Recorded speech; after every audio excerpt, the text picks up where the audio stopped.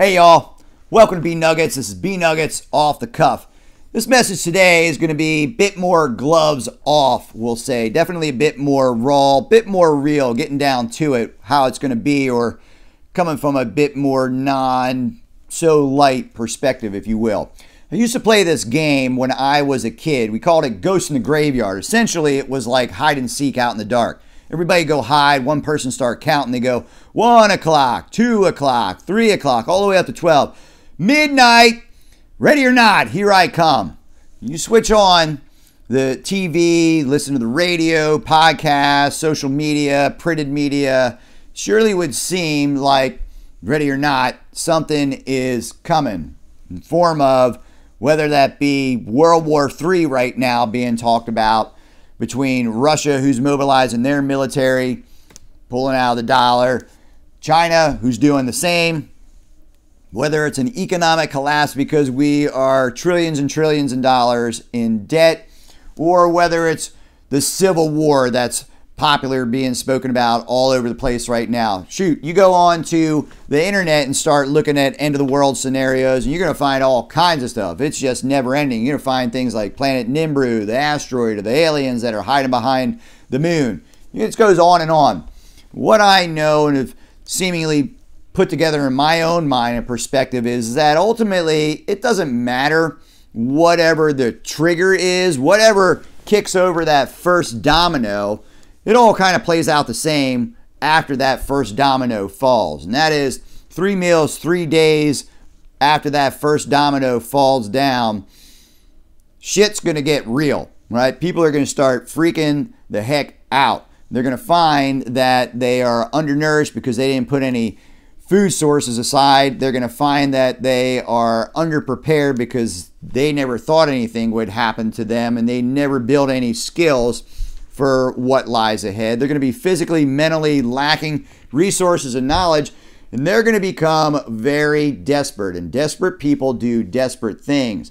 They're going to start to become violent, deceitful, backstabbing. They're going to start to do horrific acts just so that they can self-preserve. And many of them are going to meet a grisly end. The lowdown of what I want to share is kind of this overarching, maybe an outline, if you will, of prepping skills. Now, whether you're just getting into prepping or you are a prepper, check yourself against these skills or write them down so that you know what a general sense of skill sets that you should start preparing and start learning are. And definitely there's probably going to be some, I would suspect, because I just don't see them spoken about too often in the prepper community, that I might touch on that you might consider. So let's do it like this. Let's have a little bit of fun here. Used to be, I'm gonna spin something here. You take Dr. Pepper. I'm gonna call it Dr. Prepper. Now, Dr. Pepper used to have a song attached to it that we're gonna spin. Kind of goes something like this: be a prepper, drink Dr. Pepper. I'm a prepper, she's a prepper, he's a prepper. Wouldn't you like to be a prepper too? Be a prepper, drink Dr. Prepper. This is what happens. You drink some Dr. Prepper. Now, Dr. Prepper ain't no Jonestown Kool-Aid. Dr. Prepper is the real deal. You're going to get some skills by being consistent and drinking your Dr. Prepper. These skills and whatnot that I'm going to share are obviously based on my experience of the past 10 years and things that I've covered ground. And I'm just going to lay this loose outline and again, probably touch on some things. Measure yourself where you are with these skill sets. Self-defense. Something that I've been a part of my whole life. I'm very active in it still. But look, things go down, things go sideways long term. You're going to need to have some security skills, some self-defense skills. Starting with definitely some empty hand skills, knowing how to use your body's tools, how to use all of them, how to use your head, your hands, your elbows, your knees, your feet, how to use your entire body. You're going to need to spend some time playing with sticks, learning how to use sticks, how to use knives, offensive and decently. Definitely going to need to spend some time in how to use firearms, not just shooting at paper targets, but how to move and how to coordinate and understand how to use firearms. how to use improvised weapons, how to use your environment to your advantage as a weapon. What else? Some basic survival rules. I put out a video a short bit ago, this cornball video on the survival rule of threes, the rule of threes. A lot of good information in that video. I encourage you to check it out. But the survival rule of threes can help lay the foundation and help give you a plan no matter what situation you may find yourself in. You can always measure and check your situation and know where you stand and start going through that checklist of the survival rule of threes to get yourself through a good many of scenarios that you might come across. Grid goes down, that first domino falls. Shelter making. Having a personal shelter, one that you're wearing, how to use it, how to find one, how to make one, and how to keep it secure and safe and undetectable. Having some fire making skills, knowing how to use modern methods, knowing how to use improvise modern methods, and then all the way down and through using sticks and flint and stones and whatnot.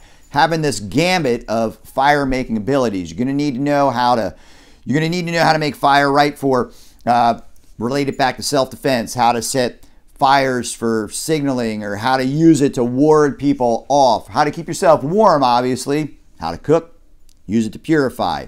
Fire is massively important. If you're super badass, maybe you're a blacksmith, you're going to need to know how to get that fire going. How to find water and make it safe so that you don't get sick from it. Making it safe is going to be massively important. You don't want any kind of dysentery from drinking some cruddy water. You're going to know how to either have filtration systems or definitely how to improvise some type of filtration methodology. Food. Whether you're a hunter, knowing how to hunt, being comfortable with it and realizing that, hey, meat doesn't come from a grocery store shelf and some saran wrap packaging. No, it's hunted and cleaned and killed and cooked and whatnot. Growing food, having a green thumb, how to maybe raise chickens, how to raise and grow rabbits, maybe some tilapia, having some type of fish farm. How about wild edibles? All right, moving on. How about navigation? Knowing how to read a map, using a compass, how to navigate your environment tactfully, we'll say. Having what we call gray man skills, going through your environment so that you're not pinging on anybody's radar, that they're not giving attention to you and they just let you pass. They don't even notice you. How to stay, we'll say, like, leave no trace. Communications.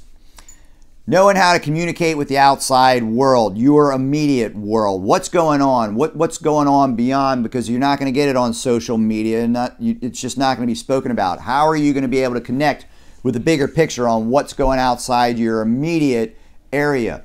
Having ham radio skills, knowing how to operate ham radio. You're going to have information from outside of your area. Medical skills.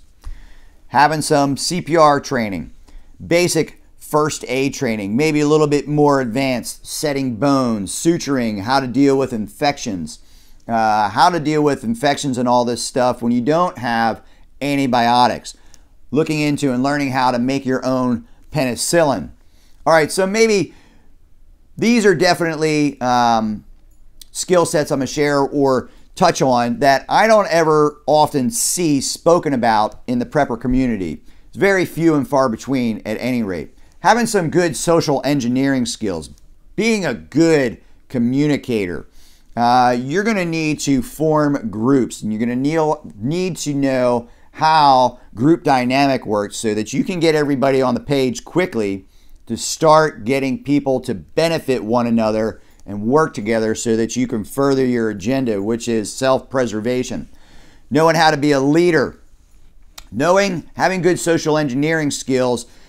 The economy is going to be for shit after the domino falls. Money and all that's not going to mean anything. You're going to be bartering. You're going to be using skill for skill trading, or you're going to be using actual different types of means. But being able to communicate well is going to become paramount. How about, definitely I don't usually see this spoken about anywhere, having a plan, a light at the end of the tunnel, some type of hope. the burden of everyday survival is going to become very, very heavy and wearing, especially the adjustment of, my gosh, grid living is unbelievable.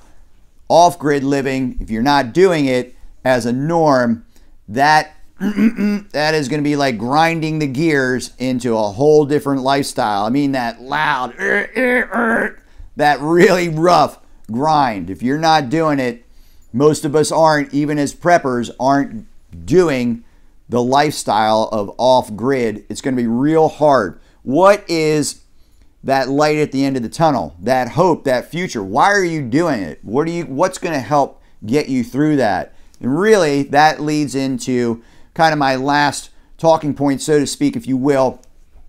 Don't see it talked about a whole lot. Kind of see it come up in comments, if you will, is where you see it, but not generally spoken about like as a touch point in any video.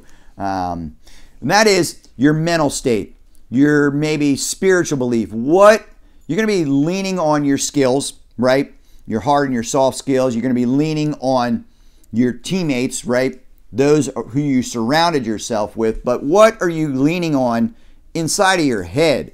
What is that rock? What's going on up there? Your spiritual belief, maybe religious belief, whatever that is, your mental state, the psychological state that's going up here. It's the very first thing I touch on in the rule of three. I say you got 3 seconds to change your mind. You got 3 seconds to get things right in your head. But this up here is going to need to be pretty damn solid. Look, there's a saying, I believe it comes from the Bible. You build a house on sand, it's going to fall over. You build a house on rock, it's going to stand forever. Up here is ultimately going to be your rock. What is your rock up there? What is that? If you don't have anything up there right now, you're going to need to dig deep and figure out what that is, because really you're going to be leaning on your mental state more than any other prepper skills that you're going to learn. All right, y'all, drink your Dr. Prepper.